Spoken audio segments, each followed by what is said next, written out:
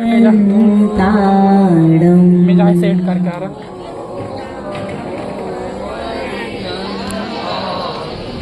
ओम नमो श्री सिद्धाडम।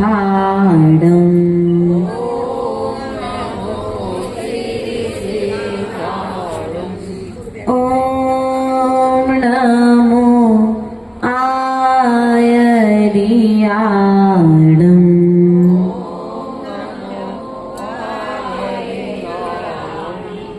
ओम नमो उवजायाडम।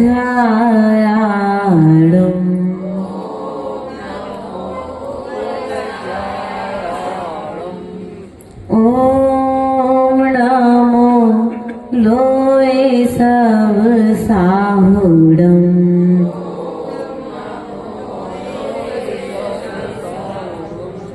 सम्मतिनानि धंसन वीरे स्वीमं तैव्यावगणम् अगुरुलघुमब्बाहम् अट्ठिगुणा होन्ति सिद्धाडम् तव सिद्धे लय सिद्धे संयम सिद्धे चरित सिद्धिया नानम में दंसनम सिद्धे से शानमश्यामि।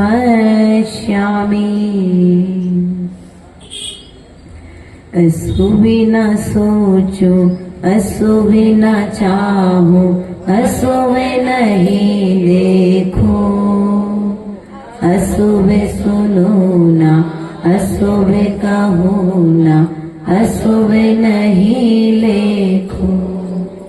सुबह चर्या हो सुबह क्रिया हो शुद्ध भावे भरे दो मेरा अंतिम मरण समाधि तेरे तेरी छत्र छाया भगवत मेरे सिर पर हो। मेरा अंतिम मरण समाधि बोले अनंतानंत सिद्ध परमेश्वरी भगवान की, देवादिदेव आदिनाथ भगवान की, देवादिदेव मूलय पारसनाथ भगवान की, देवादिदेव शासन नायक भगवान महावीर स्वामी की, आचार्य भगवंत कुंद कुंद स्वामी की, आचार्य भगवंत पूज्यपाद स्वामी की, आचार्य भगवंत विराट सागर जी विशुद्ध सागर जी विभव सागर जी महाराज की, सिद्ध चक्र महामंडल विधान की, परम पूज्य हारिका जिनवाणी पुत्री हारिका मां सिद्ध श्री माता जी की, वंदनीय हारिका संघ की।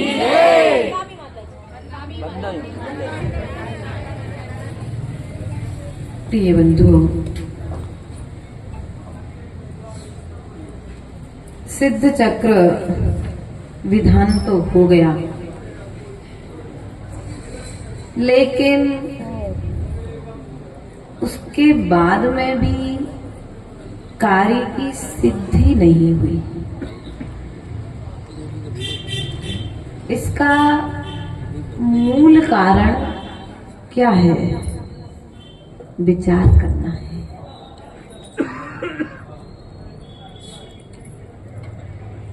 अर्थात आपने महल बनाया एक कल्पना का महल बना लो और शिखर भी बना लिया और कलशारोहण भी कर लिया, लेकिन नींव नहीं भरी। नींव भरी भैया? दादाजी मंदिर बनाया था, विजय दादा मंदिर बनाया था तो बिना नींव भरे बनाया था कि नींव भर के बनाया था? नींव तो भरी थी, और बिना नींव भरे भी तो मंदिर बन सकता था कि नहीं बन सकता था? अब हल्का सा ऊपर से पुराव करते और पिलर सीधे ऊपर खड़े हैं। अब बता रहे, समझना आप लोग। महल तो, मंदिर तो बन जाता, लेकिन ज्यादा समय तक स्थायी। उसी प्रकार से आचार्य भगवंत कहते हैं, आपने पूरे भक्ति भाव के साथ में आपने विधान तो किया, लेकिन कहीं भीतर में बगुला भक्ति तो नहीं चली। लोग देख रहे हैं, बढ़िया कैमरा, फोटो, और कैमरा के सामने फिर एक्शन। बताते जाना माता जी क्या हुआ। कैमरा जैसे सामने आए, हम अपनी भक्ति से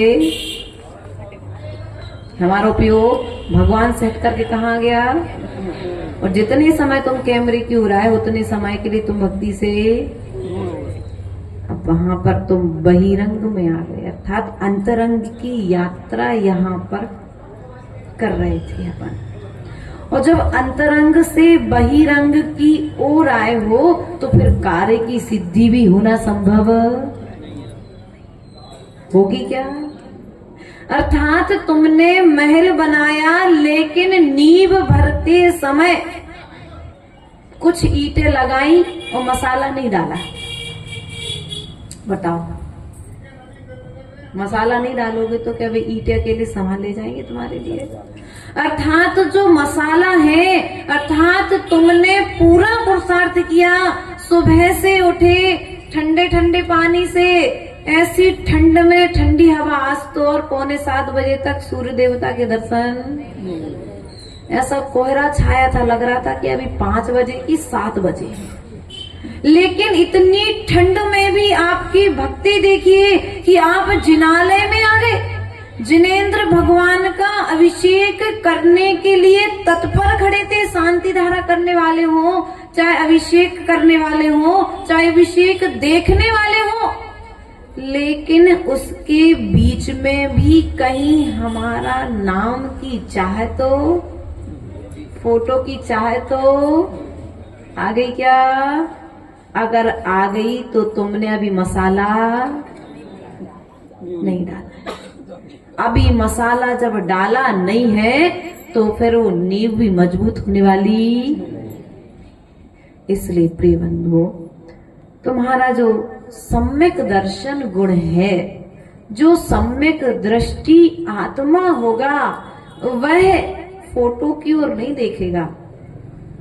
फोटो पर उसका ध्यान फोटो में नहीं पड़ेगा। वो भैया जिसको खींचना सो खींच लो, नहीं खींचना सो, लेकिन हमें तो भक्ति। मैना सुंदरी के समय में कैमरे नहीं चलते थे, ऐसा कहोगे क्या आप लोग? इसलिए फोटो नहीं खिंचाई उसने। आज चलते हैं। बात ध्यान रखना माताओं, इन बहिरंग कारणों के कारण हमने अनादि काल से ये छोटे छोटे कार्यों में भूल करके ही संसार की यात्रा को तय, अर्थात संसार में परिभ्रमण का कारण है तुम्हारा दिखावा। क्या है? दिखावे की जिंदगी जो हम जी रहे हैं, वो दिखावे की जिंदगी हमें संसार में डालने वाली है। इसलिए आचार्य भगवंत कहते हैं कि तुम्हें यदि सिद्ध चक्र विधान का फल प्राप्त करना है, तो सिद्ध चक्र विधान का फल तुम्हें प्राप्त होगा सम्यक दर्शन के बल पर। किसके बल पर होगा? बोलो तो, किसके बल पर होगा? अर्थात सम्यक दर्शन सिद्ध शिला की नींव है। क्या है? नींव है। यदि तुमने नींव भर दी और वो नींव सिद्ध शिला पर जाकर के नहीं भरी जाती, वो मनुष्य पर्याय में आकर के चारित्र का पालन करके भरी जाती है। इसलिए सिद्ध चक्र विधान करके हम श्रावकाचार्य का, अर्थात श्रावक का जो कर्तव्य है, देव पूजा। कौन सा कर्तव्य आप लोगों का? देव पूजा करना जो आपका कर्तव्य है, जिनेंद्र भगवान का अभिषेक करना जो आपका कर्तव्य है, स्वाध्याय करना जो आपका कर्तव्य है, इस विधान के माध्यम से 3 कर्तव्यों का पालन हो रहा था कि नहीं हो रहा था? बोलो तो। कर रहे थे ना? एक एक काव्य का अनुवाद पढ़कर के हम अपने ज्ञान में भी वृद्धि कर रहे थे। भगवान को बार बार नमस्कार कर रहे थे कि हे भगवान, धन्य है, आपके भीतर में अनंत गुण है। लेकिन सौधर्मेंद्र कितने गुण गा पाया? बोलो तो। 1008 गुण सौधर्मेंद्र ने गाए और गा करके कह दिया, अब मैं आपकी भक्ति, आपके नामों को लेने में सक्षम, आपके गुणों को कहने में सक्षम, क्योंकि आप 1, 2000, 2000 लाख गुण के धारी होते तो हम कह देते, लेकिन आपके भीतर तो अनंत गुण है। तो सौधर्मेंद्र कहता है, जैसे आपके अंदर में अनंत गुण है, उसी तरह से आपकी भक्ति करने वाले भक्तों के भीतर में भी अनंत गुण विराजमान है।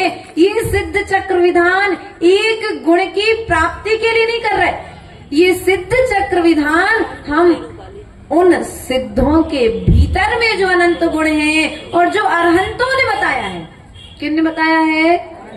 सिद्धों के भीतर में अनंत गुण है, ये सिद्धों ने बताया क्या? बोलो तो। पीछे वालों, ये बात किसने बताई?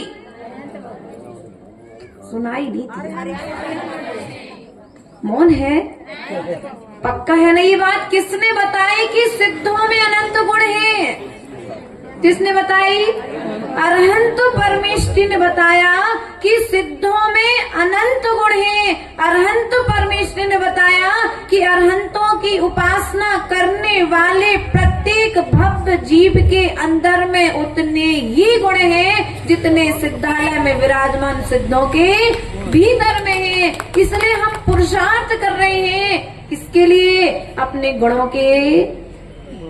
किसके लिए? गुणों के जागरण के लिए। किसके लिए? देखो, जो प्राप्त किया जाता है सौधर्मेंद्र, अवधि ज्ञान नहीं लगाना आज बिल्कुल। हाँ, आज बिल्कुल अवधि ज्ञान नहीं लगाना। सुनो, जो प्राप्त किया जाता है वो छूट जाता है भैया। जो प्राप्त किया जाता है वो छूट जाता है, लेकिन जो प्रकट किया जाता है वह सदा हमारे साथ में रहता है। अर्थात आचार्य भगवान इस विषय के लिए एक उदाहरण देते हैं। जैसे टंकी ने पानी प्राप्त किया, नल से, बोरिंग से टंकी ने पानी प्राप्त किया, लेकिन आपने पानी का उपयोग किया सो टंकी खाली। लेकिन कुएं ने पानी प्रकट किया है सो वो कभी समाप्त होने वाला नहीं है। उसी प्रकार हम अपने गुणों को प्रकट करने के लिए, प्राप्त करने के लिए नहीं, किसके लिए? अपने गुणों को प्रकट करने के लिए यहाँ पर सिद्ध चक्र महामंडल के विधान के माध्यम से आराधना कर रहे थे। प्रिय बंधुओं, ध्यान रखना, जीवन में सिद्धों की आराधना सिद्धों ने नहीं की। सिद्धों की आराधना सिद्धों की आराधना किसने की है? किसने की है? भावी सिद्धों ने जब सिद्धों की आराधना की है तब कहीं जाकर के वे सिद्ध बने हैं। इसलिए ध्यान रखना, नमो अरिहंताणम में नमस्कार अरहंतों को किया गया है, नमो सिद्धाणम में नमस्कार सिद्धों को किया गया है। लेकिन यहाँ पर प्रश्न आता है, नमोकार मंत्र में पहले अरहंतों को रखा गया, बाद में सिद्धों को रखा गया, तो ऐसा क्यों किया? क्योंकि उनने तो 4 गुण प्रकट किए थे और उनने तो 8 गुण प्रकट कर लिए। फिर सिद्धों को बाद में क्यों रखा गया? विश्वविद्यालय में विराजमान है, ईस नहीं रखोगो। सुनो, अरहंत भगवान ने सिद्धों का स्वरूप बताया है, इसलिए अरहंतों को पहले रखा गया है और सिद्धों ने गुणों को प्रकट किया है, इसलिए उन्हें बाद में रखा गया है। अर्थात अरहंत परमेष्ठी ने जिन शासन का उपदेश दिया है, उन्होंने जिन धर्म को बतलाया है, इसलिए उन्हें महान माना गया है, इसलिए उन्हें कहाँ रखा गया है? सिद्धों के पहले रखा गया है। प्रिय बंधुओं, विचार करना है हमारे लिए जीवन में, क्योंकि हमारा प्रमाद ही हमारे लिए पंचम गति का कारण है। हमारा मिथ्यात्व ही हमें दुख में डालने वाला है। इसलिए आचार्य भगवंत ने कहा है, आप कितने सम्यक दृष्टि हैं। ये थर्मामीटर आपके पास में है कि नहीं है?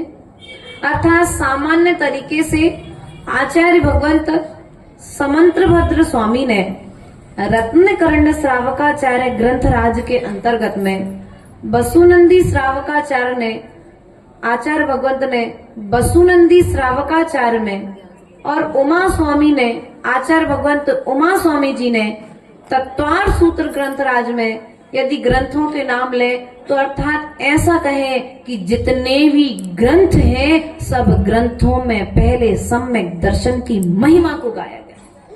अर्थात जब तक सम्यक दर्शन नहीं होगा तब तक हमें सिद्धालय मिलने वाला। तो सम्यक दर्शन के बल पर अकेले मिल जाएगा क्या? बोलो तो। सम्यक दर्शन के बल पर अकेले मिलने वाला, अर्थात सम्यक दर्शन जिसके लिए होगा वह सम्यक चारित्र को प्राप्त करने का पुरुषार्थ करेगा और सम्यक चारित्र के बल पर वह सिद्धालय में जाकर के विराजमान हो जाएगा।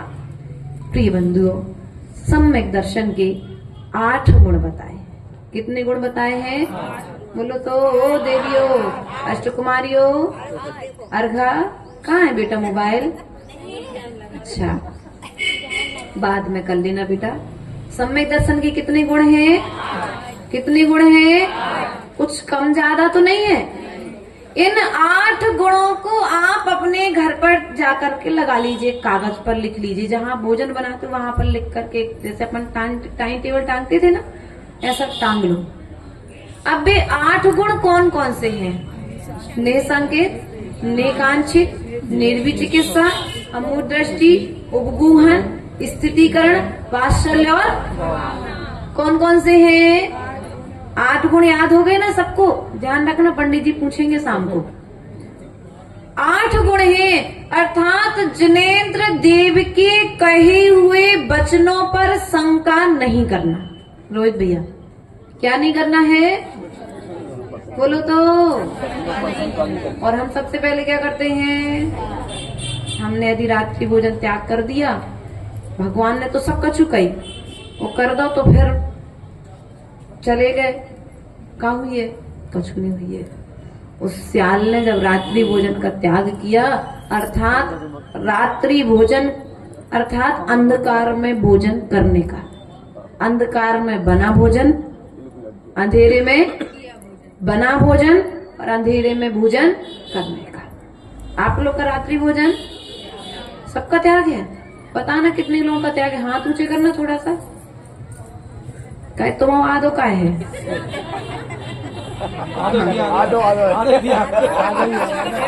रात्रि भोजन सबके सुनो, लेकिन अंधेरे में भोजन करने का किस किस का त्याग है? सुनो तो, हाँ ध्यान रखना। और अंधेरे का बना भोजन त्याग कर, बना भोजन किस किस का त्याग है? अंधेरे का बना ध्यान रखना देवियों। अगर तुम लाइट जला करके भोजन बना रहे हो चौके में अपने लिए, हमारे लिए तो उजाले वाले चौके में हम जाते हैं, जहाँ अंधेरा होता है उस चौके से लाइट जला करके यदि तुम्हें भोजन बनाना पड़ रहा है, क्योंकि आज रसोई इतनी अच्छी बन रही है कि सूर्य की किरणें उस रसोई तक नहीं पहुंच पा रही हैं। और ऐसा करते हैं कुछ श्रावक क्या करते हैं, अंधेरे में भोजन बना लेते हैं और फिर ला करके साधुओं के सामने जहाँ भोजन कराना है, जहाँ प्रकाश है, वहां पर गैस टंकी, हमने तो भोजन यही बनाया था। अब कहाँ गया तुम्हारा सम्यक दर्शन गुण? तुम अंधेरे का भोजन अर्थात रात्रि भोजन का तुम भी पाप कर रहे हो, तो दूसरे को भी महाव्रती के व्रतों में अत्याचार लगवा रहे हो, कहाँ जाओगे? इसलिए अंधेरे में बना हुआ भोजन बोलो तो कहाँ जाए? तो वो घर में ब्याह करो जोन घर में चौका में उजालो जात हो। अरे बिटियन की कह रहा, तुम थोड़ी ना जे हो है ना, ध्यान रखना है। सुनो माताओं, जिस घर में साधुओं का पड़गाहन होता हो, जिस घर में देव शास्त्र गुरु को मानने वाले हो, जो लड़का अभिषेक पूजन करते हो, जो लड़की स्वाध्याय पूजन करती हो, जे गुण देखा नहीं देखा, जे गुण तो जान दो चूल्हे में पैसा कितने कमा है, घर कैसा बनो, ध्यान रखना है हमारा। हाँ भैया कह रहे उन्हें अनुभव जा रहा है, देखो एक की कर जो दूसरे की करने वगैरह गाड़ी है कि नहीं, ध्यान रखना है हमारे लिए। हमारा सम्यक दर्शन में हम स्वयं दोष लगा रहे कि नहीं लगा रहे? रात्रि में भोजन, अभी जिन धर्म पर विश्वास हमें नहीं है, हमें शंका है यदि हम रात्रि भोजन करेंगे, कोई नियम धारण करेंगे तो हमारी समाधि अकाल में हम, लेकिन देखो श्यार ने भी धन्य है। हम तो जब विचार करते हैं सम्यक दर्शन के विषय में, जब चैप्टर लेके बैठते हैं, सामायिक में चिंतन करते हैं, तो लगता है धन्य है यार ये मनुष्य पर्याय, जिसमें मात्र कुछ भी नहीं कहा, जैनों के लिए कुछ भी नहीं करना। और जैनों के साथ साथ हमने तो बचपन से देखा है, अपने जहाँ जन्म हुआ उस स्थान पर एक नामदेव समाज के श्रावक अपने घर से, पता नहीं कोई पाप कर्म किया होगा तो उसको उस समाज में जाना पड़ा, गया और जाने के बाद में वो रोज सुबह उठ करके भगवान की द्रव्य की थाली लगा करके रोज भगवान की पूजा करने मंदिर आता था। और हम जैन हो करके इतनी श्रद्धा के साथ मंदिर देखा है बचपन से। तो ये समझ के चलना, भगवान की पूजा सम्यक दर्शन एक ऐसा गुण है जिसे नरक का नारकी भी प्राप्त कर सकता है, तिरंच गति का जीव भी प्राप्त कर सकता है, स्वर्ग का देव भी प्राप्त कर सकता है। और तिरंच गति के जीव के साथ साथ जैन और जैनता सभी सम्यक दर्शन को प्राप्त कर सकते हैं। लेकिन हम जैन होकर के जो दुर्लभ चीज हमें मिली है, उस चीज की हम कद्र, हम किस पर, देव पर शंका करते हैं, या तो शास्त्र पर करते हैं, या फिर कोई नहीं मिला तो गुरु तो है ही, मिला ही जाते तो उन पे भी शंका। इसलिए निसंकेत हमें शंका, बोलो तो क्लियर करो, शंका किसी का डाउट है तो जाकर के डायरेक्ट पूछ लो। जैसे हमको, हम किसी एक साधु से मिले बहुत समय पहले, वो मिले और हमें कुछ डाउट थे मन में, हमने पूछ लिया महाराज जी से, विनय पूर्वक निवेदन किया। हमने कहा महाराज जी हमको इस विषय में थोड़ा सा, इस चीज को हमने देखा, हमको विकल्प है। महाराज जी ने हमारा समाधान कर दिया। हमारा सम्यक दर्शन गुण सुरक्षित हमारे पास, हमारे सम्यक दर्शन में दोष। राजा श्रेणिक ने कि सहायक सम्यक दर्शन की परीक्षा लेने के लिए स्वर्ग के दो देव आए। राजा श्रेणिक जो मिथ्यात्व से परिपूर्ण था, ना तो देव को मानता था, ना शास्त्र को मानता था, ना गुरु को। धन्य है वो रानी चेलना। आज की चेलना तो ऐसी है, अरे मंदिर मंदिर कहा जाना है, रविवार मिला है तो अपन कहीं और घूमने चलेंगे। रानी चेलना रविवार के दिन क्या करती थी? रविवार का दिन क्या, प्रतिदिन भगवान की पूजा। राजा श्रेणिक, वही राजा श्रेणिक जिसने मुनिराज के चरणों में पड़गाहन का निवेदन किया, और जब पड़गाहन के लिए खड़ा हुआ और मुनिराज मंदिर से जब पड़गाहन के लिए निकले, तो उसी राजा श्रेणिक ने अपने चौके में हड्डियां गड़वा दी थी। ऐसा उदाहरण अपने सैनिक चरित्र में आता है।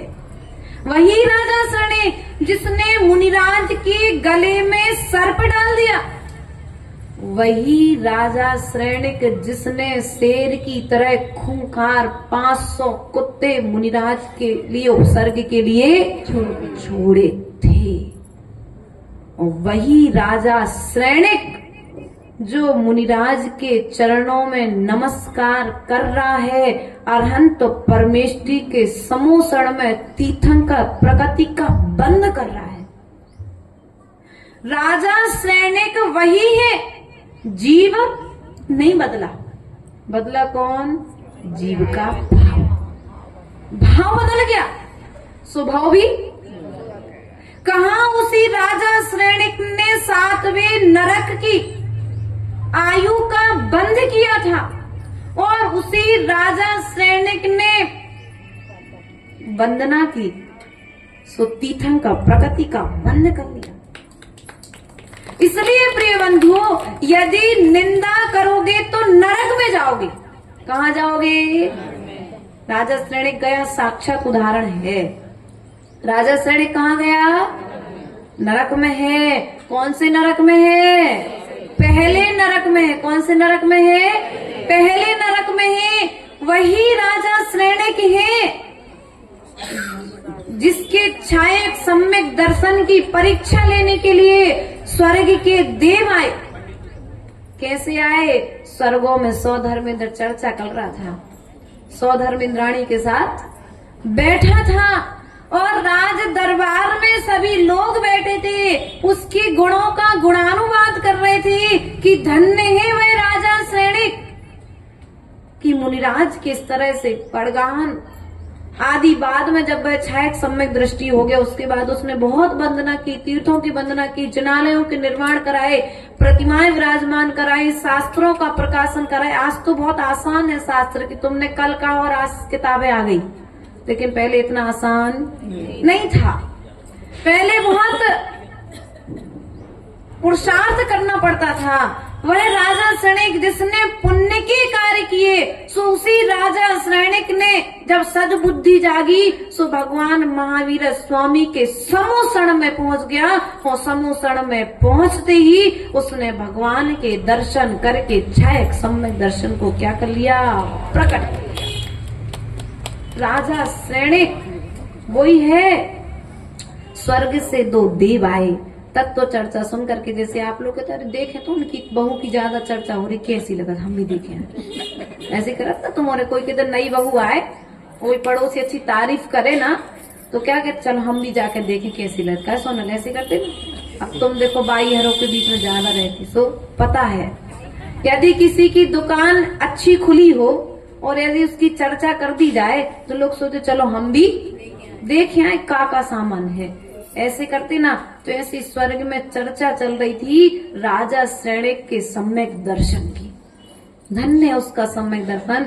सो 2 देवों के मन में विचार आया कि हम जाकर के देखते हैं राजा सैनिक कैसा है। एक देव ने गर्भवती आरिका, किसका रूप बनाया?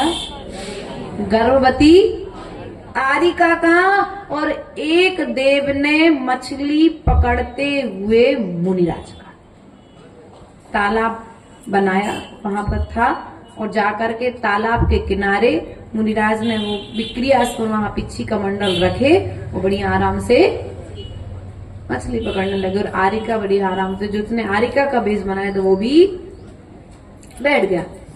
अब जब वे बैठे तो राजा सैनिक समोसण से लौट रहा था।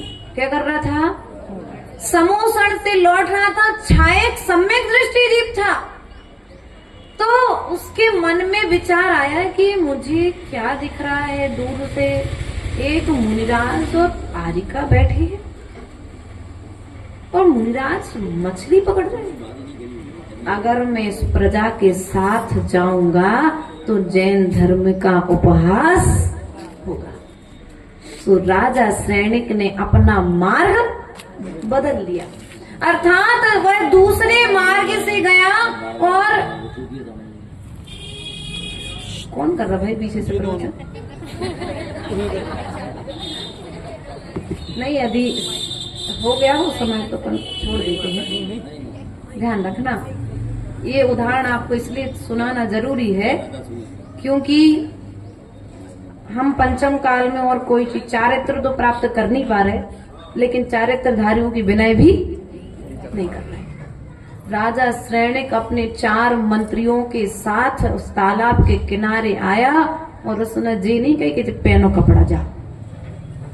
ध्यान रखना, स्पष्ट आया उसमें उदाहरण ये। राजा श्रेणिक ने पहले मुनिराज के लिए हाथ जोड़ करके भक्ति त्रय नमस्कार किया। क्या किया? बोलो तो। आप लोग से इसलिए बुलवा रहे कि आपको ये संस्मरण हमेशा याद रहे, क्योंकि जैन धर्म में हमारे अकेले से नहीं चलना है, आपके सहयोग से जैन धर्म की पताका इस धरती तल पर लहराएगी। इसलिए वह राजा श्रेणिक आया, उसने नमस्कार किया और मुनिराज से पूछा, ही भगवान, आप जिस पद पर हैं, ये कार्य आपके पद के अनुसार शोभा नहीं दे रहा है। मुनिराज ने कहा, हे राजन, तुम देख नहीं रहे हो कि मैं मछली पकड़ रहा हूँ? हाँ हाँ, मैं देख रहा हूँ, इसलिए मैं आपसे कह रहा हूँ कि ये पिच्छी और कमंडल तो अहिंसा का प्रतीक है, और आप ये तांत हाथ में लेकर के जीवों का घात करके अहिंसा का संदेश नहीं दे रहे हैं। राजा देखो, ये पास में बैठी यारिका मेरे निमित्त से गर्भवती हुई है और इसे दोहला हुआ है मछली खाने का, इसलिए मैं इसके दोहले की पूर्ति के लिए मछली पकड़ करके अपने कमंडल में। राजन ने पुनः निवेदन किया, हे भगवान, आरिका की यदि इच्छा हुई है तो उसके लिए उस पद के अनुरूप जो भी योग्य है उसे वह भोजन में दिया जाएगा, लेकिन यह मांस भोजन में नहीं दिया जाएगा। अर्थात आप यह कृत्य छोड़िए, हमारे राज्य भवन की ओर प्रस्थान कीजिए। वे 4 मंत्री को लेकर के गया, मात्र पूरे समाज को, पूरी प्रजा को लेकर के नहीं गया। 4 मंत्रियों ने समझाया, राजन क्यों आप इनमें बुद्धि लगाते हो, चलो छोड़ो इनको, जैसा करना सो करने दो। लेकिन राजा श्रेणिक ने हार नहीं मानी, उन दोनों का वाद विवाद आपस में चलता रहा। अंत में आकर के जो स्वर्ग के देव मुनि और आरिका बने थे, उन्होंने हार मानी और राजा श्रेणिक को नमस्कार किया। उसमें राजा श्रेणिक का अभिषेक और पूजन की स्पष्ट लिखा है श्रेणिक चरित्र में, पढ़ लेना प्रिय बंधुओं। सम्यक दर्शन बल पर कपड़ाधारी था राजा श्रेणिक, वस्त्रधारी था, और स्पष्ट आया कि स्वर्ग के देवों ने आकर के अभिषेक और पूजन राजा श्रेणिक की है।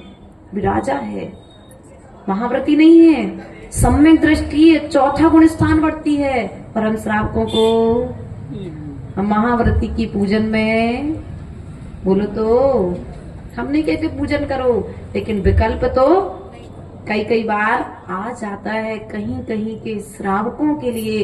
इसलिए प्रिय बंधुओं, हम आपसे इतना कहना चाहेंगे कि आप सम्यक दर्शन को यदि प्राप्त करना चाहते हैं तो नींव के रूप में हमारे बीच में यदि कोई चीज है तो वो है मां जिनवाणी। कौन है? मां जिनवाणी। क्योंकि गुरु तुम्हें बार बार मिलने वाले नहीं है, क्योंकि स्थायी तो रहने वाले हैं नहीं, आज इस नगर में तो कल दूसरे नगर में, कल तीसरे नगर में। इसलिए यदि तुम्हें अपने सम्यक दर्शन को व्यवस्थित रखना है, तुम्हारे सम्यक दर्शन में किसी भी तरह का दोष ना आए, तो सदा जिनवाणी पढ़ते रहो, सदा जिनवाणी सुनते रहो और सदा जिनवाणी सुनाते रहो। एक दिन ऐसा आएगा कि जब तुम्हारे जीवन का अंतिम समय आएगा तो तुम्हें भी कोई जिनवाणी सुनाने वाला, जिनवाणी का लाल तुम्हारे पास में बैठा होगा अंतिम समय के लिए। अर्थात हमें शंका बोलो तो यदि तुम्हारे बीच में कहीं कोई ऐसी घटना हो जाए तो मूलाचार ग्रंथ में स्पष्ट आया है कि यदि किसी आचार्य का शिष्य किसी प्रकार का प्रमाद करता है तो उनके गुरु आचार्य के पास जाकर के आप उनके प्रमाद का निवेदन करिए और उनका स्थितिकरण करके उन्हें उनके गुरु के चरणों तक पहुंचाइए। यदि हमें मुनि बनाने का अधिकार नहीं है तो मुनि मिटाने का भी अधिकार हम समाज जन को नहीं है। प्रिय बंधुओं, ध्यान रखना है। दूसरा गुण आता है आकांक्षा। हम धर्म करते हुए इच्छा करते हैं। क्या करते हैं? इच्छा करते हैं, वस्तु की चाह करते हैं।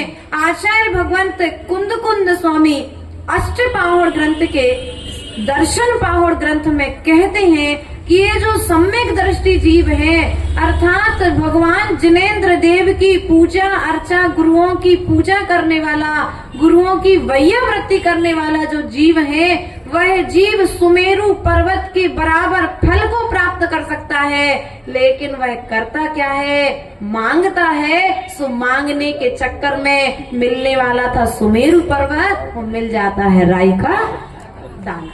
राई का पर्वत न, राई का दाना। कितने राई के दाने बराबर हम फल लेकर के खुश हो जाते हैं। इसलिए कभी भी जिनेंद्र भगवान की पूजा करो तो आकांक्षा, भगवान मेरे असाता कर्म कटी। बस क्या करना है हमें? हमारा जो कर्म उदय में आया है, या तो उस कर्म को सहन करने की शक्ति दे दो कि हम उस कर्म को सहन कर सकते। क्योंकि हम क्या कर रहे हैं? कर्मों की उदीर्णा कर रहे हैं। यहाँ पर क्या कर रहे हैं? जो हमारे जन्म जन्म में किए हुए कर्म हैं, उन कर्मों को हम बुला रहे, आओ और आकर के तुम वापस चले जाओ। एक बार आम पकने के बाद झड़ जाए तो क्या दोबारा लगता है? क्या नहीं लगता है। उसी प्रकार से हमारा कर्म, ये भक्ति पूजन आदि या दर्शन आदि जो कार्य हैं, ये हमारे कर्मों को उदय में ला करके क्षय होने में कारण बनेंगे। इस प्रकार की हम भावना यहाँ पर रखते हैं। आकांक्षा नहीं करना, निसंकित, निकांक्षित, निर्विचिकित्सा अंग में कौन प्रसिद्ध हुआ? बोलो राजा। हाँ, ध्यान रखना। एक मुनिराज के लिए आहार करते उस राजा उद्यान सम्यक दर्शन गुण में इतना प्रसिद्ध था कि उसे मुनिराजों की वैयावृत्ति करते हुए घिनापन नहीं लगता था। क्या हुआ? स्वर्गों में चर्चा हुई। स्वर्ग का देव आया, उसने एक मुनिराज का भेष बनाया। भेष बना करके राजा उद्यान के यहाँ पर पड़गाहन किया। पड़गाहन करने के बाद बहुत सारे लोग आहार देने के लिए आए, जैसे यहाँ आ जाते हमारे पास। और ऐसे वहां पर लोग आए। मुनिराज ने बदबू युक्त बमन, दुर्गंध, इतना दुर्गंध आया कि सब लोग आहार छोड़ करके चले गए। लेकिन राजा उद्यान ने अपने हाथों से उस बमन को साफ किया। वह देव भी उस राजा उद्यान के लिए नमस्कार करके चला गया। इसलिए कभी किसी मुनिराज का, यदि तुम्हें किसी माताओं के लिए कभी किसी साधिका त्यागी व्रति की वैयावृत्ति करते समय मल साफ करने का सौभाग्य मिल जाए तो समझ लेना ये कर्म मल को काटने वाला है। किसको काटने वाला है? कर्म को काटने वाला। कर्म एक मल की तरह है जो हमसे चिपका हुआ है। इसको हटाने के लिए हम सिद्ध चक्र विधान, निर्वी चिकित्सा, अमूढ़ दृष्टि अर्थात मिथ्या दृष्टियों के लिए नहीं मानना। उसके पश्चात में उपगुहन, कौन संग आता है? उपगुहन करना। जैसा राजा श्रेणी, अच्छा, उपगुहन के क्षेत्र में सेठ की कहानी आती है कि एक बहरूपिये ने क्षुल्लक का भेष बनाया।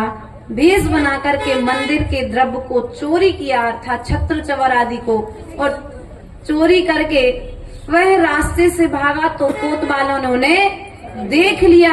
और जैसे ही कोतवालों ने देखा तो वे उसके पीछे भागे। उसके लिए भागते हुए देख करके कुछ रास्ता ना मिला तो वह सेठ के घर में जाकर के घुस गया। तो कोतवालों ने पूछा, सेठ, वो क्षुल्लक जो मंदिर में रुके थे वे मंदिर का छत्र चवर आदि चुरा करके लाए हैं? तो सेठ ने कहा, वो चुरा करके नहीं लाए, वो तो हमने अब सेठ ने तो झूठ बोल दिया, सेठ को पाप क्यों नहीं लगा? इसलिए नहीं लगा क्योंकि सेठ के अभिप्राय में जिन शासन घूम रहा था, उनके दिमाग में ये था कि यदि देखो वो तो बहरूपिया है, मंदिर में चोरी करने के लिए क्षुल्लक का भेष बना करके घुसा है, लेकिन कभी भी कोई त्यागी व्रती मंदिर में आकर के चोरी नहीं करेंगे। तो उन्होंने क्या किया? उन्होंने वहां तत्काल कोतवालों को वापस भेज दिया और क्षुल्लक को बाहर बुलाया, बुला करके उनसे कहा कि आपने ऐसा क्यों किया? उनने कहा हमने इसलिए ऐसा किया कि यदि मैं कह देता कि हाँ तुम चोरी करके लाए हो तो पिच्छी कमंडल धारी के ऊपर से लोगों की श्रद्धा उठ जाती, और हमारे सामने यदि ऐसा कोई दृश्य आ जाए तो ग्रंथ पढ़ने की फुर्सत नहीं है, सो आचरण भी हम कर नहीं पा रहे हैं। इसलिए कभी भी कोई इस तरह की घटना दिख जाए तो उपगूहन करना है, छुपाना नहीं है। ध्यान रखना, दोषों को छुपाना नहीं है। उपगूहन किया, उपगूहन करने के पश्चात उस सेठ ने उस जो क्षुल्लक का भेष बना करके आया था उस व्यक्ति को समझाया, और समझाने के पश्चात में उसने चोरी करने का त्याग किया और आगे जाकर के उस जीव ने मुनिराज से दीक्षा लेकर के निर्ग्रंथ पद को प्राप्त कर लिया, अर्थात उसका स्थितीकरण कर दिया। इसलिए प्रिय बंधुओं, आज पंचम काल में आपके लिए 8 गुणों के साथ साथ में 2 गुणों का पालन करना अति अनिवार्य है, उपगूहन और स्थितीकरण। उपगूहन और यदि कोई धर्म से भटक रहा है, कोई जैन समाज को छोड़ करके, जैन कुल को छोड़ करके, छने पानी को छोड़ करके अरहंत के कुल में आने के बाद अन्यत्र कुल में जाने की बात करता है, तो आप उसे प्यार से बैठाल करके उसका स्थितीकरण कीजिए, ना कि उसकी बात को उछालिए। उछालने का आप लोग कार्य करते हैं, उसे नीचा दिखाने का कार्य करे हैं। हम क्या करते हैं, स्वयं तो धर्म से विहीन है, दूसरे को भी धर्म से विहीन कर देते हैं। बल्कि हमारा कर्तव्य है कि हम उसे प्यार से इस जैन धर्म की महिमा को समझाएं, जैन कुल की महिमा को समझाएं। अरहंत की राजधानी में हमें जन्म मिला है, छने पानी में जन्म मिला है। भैया, ये अरहंत के आंगन में तुम लोग बैठे हो, ये कोई तीव्र पुण्य कर्म का उदय है आज कि अरहंत प्रभु की छाया में आप बैठे हो, और यदि आज इसे छोड़ करके चले जाओगे तो पता नहीं कल कौन से नरक में जाकर के गिरने वाले।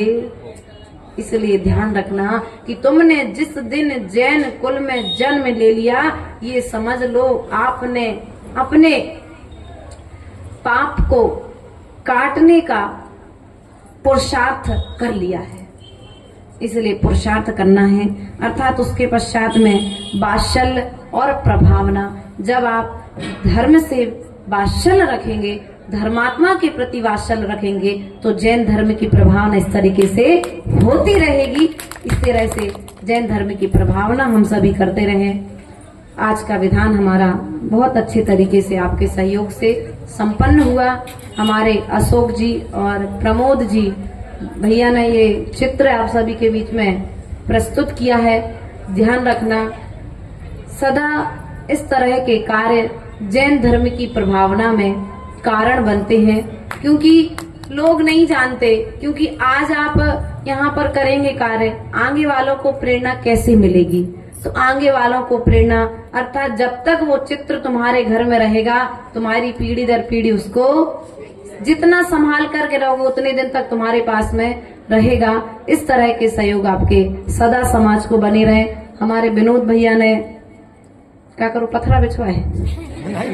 हाँ, नहीं, हम बता रहे, सुनो, तुमने आज यहाँ पर ये पत्थर लगवाए हैं। ध्यान रखना, कल तुम्हारे जीवन में एक ऐसा दिन आएगा कि स्वर्ग के देव तुम्हारे चरणों के नीचे कमलों की रचना करेंगे। इसलिए कह रहे ये बात, क्योंकि जब हम लोग आते थे तो थोड़ी सी हम लोग को तकलीफ तो होती थी, लेकिन किससे कहेंगे। लेकिन विनोद भैया ने जब देखा 1-2 दिन साथ में आए तो बोले माता तकलीफ होती है, हम यहाँ पर भी व्यवस्था हमने कहा भैया हम नहीं कहते, क्योंकि यहाँ पर जो खुदाई होगी, जो रखना उठाना होगा, उसमें हमें पाप लगेगा। ऐसे यदि बुद्धि पूर्वक निर्णय करने वाले अर्थात युक्ति पूर्वक कार्य में सहयोग करने वाले यदि श्रावक श्रेष्ठी समाज में रहेंगे तो सदा जिन शासन की ध्वजा फैलती रहेगी। अब हमारे अर्पित भैया कहाँ बैठे? खड़े। अच्छा, सोच रहे हमारी भी कछुके हैं। हाँ, इसलिए इनका भी बड़ा आप सबके बीच में सहयोग रहा है। सहयोग ऐसा रहा कि विधान तो माता जी की भावना थी, वो भैया जी ने कहा था कि हाँ करेंगे, अपन विचार करेंगे, देखेंगे, सब चर्चाएं चल रही थी, लेकिन अर्पित भैया का मन था कि विधान तो हम बाहर से ही करेंगे, क्योंकि मंदिर में बैठकर के प्रभावना नहीं होगी। एक कमरे के अंदर प्रभावना करना और एक चौराहे पर मंच लगा करके जिन शासन की प्रभावना करने के लिए आपकी बहुत अच्छी भावना थी, जो आपने यहाँ पंडाल लगवा करके, और इस पंडाल जिसके नीचे बैठे हो, कहाँ है भैया? बिरला के है ना, उन्होंने भी आपके लिए इतना अच्छा, वरना देखो ठंडी हवा आती तो तत्काल ऊपर में कपड़े बंधवा दिए, भगवान के ऊपर में देखो ध्यान रखना है, भगवान के लिए बढ़िया व्यवस्था दे दी। सुबह से लेकर के शाम तक आपके इस कार्य में लगे रहते हैं। हमारे रानू भैया ने भी, क्या नाम इनका? नीतेश भैया, हमारे अनूप भैया, ये पर्दे के पीछे वाले कुछ नाम हैं जो बताते नहीं हम क्या काम कर रहे हैं, लेकिन पूर्ण तरीके से सुबह दोपहर शाम अपने कार्य में लगे रहते हैं। ऐसे बहुत सारे नाम हैं। हमारे विजय पहाड़ी दादाजी जो हमारे लिए शाम को आते हैं, प्रवचन का विषय देकर के चले जाते हैं, और हम सुबह आप सबके बीच में प्रवचन प्रस्तुत कर देते हैं। जो हमारे ज्ञान ध्यान में अमित भैया मीडिया प्रभारी। कौन से? पूरा पेपर में। अच्छा, डल रहा है रोज पेपर में। अच्छा, हमारे पत्रकार मीडिया प्रभारी के लिए भी एक बार सम्मान में तालियां बजा दीजिए, क्योंकि आप इस मैदान में बैठकर के विधान कर रहे हैं। इस विधान के लिए अपने सभी अपने राजधानी के लोग इस कार्य के लिए देख रहे हैं। इस तरह के कार्य, इस तरह का सहयोग आप सभी का हमारे लिए मिलता रहे। इसी तरह से हमारी महिला मंडल के लिए भी दे रहे हैं आशीर्वाद, सभी माताओं के लिए भी आशीर्वाद। इतनी ठंडी में आप लोग घर के सब काम जल्दी जल्दी करके आ जाते हो, और आज तो बहुत अच्छा आपने किया। 4 दिन से हम देख रहे हैं। अच्छा अच्छा, पर्दे के पीछे और चटाई के ऊपर वालों को सबको हमारा बहुत बहुत आशीर्वाद है। हमारी बालिका मंडल ने भी बहुत अच्छा कार्य किया। इस तरह से आप लोग सदा इस तरह के कार्यों में सहयोग प्रदान करते रहेंगे तो आपका निश्चित ही यह जो संसार से दुखों से बचने का जो आपका संकल्प है, निश्चित आप संसार के दुखों से बच करके एक दिन सिद्धालय में जाकर के विराजमान होंगे। बोले परम पूज्य आचार्य गुरुवर 108 विभव सागर जी महाराज जी की जय हो। परम पूज्य आरिका मां सिद्ध श्री माता जी की। कुछ नाम और कुछ सम्मान कल के लिए छोड़ दिए हैं, ध्यान रखना। पूजनीय माता जी के आशीर्वचन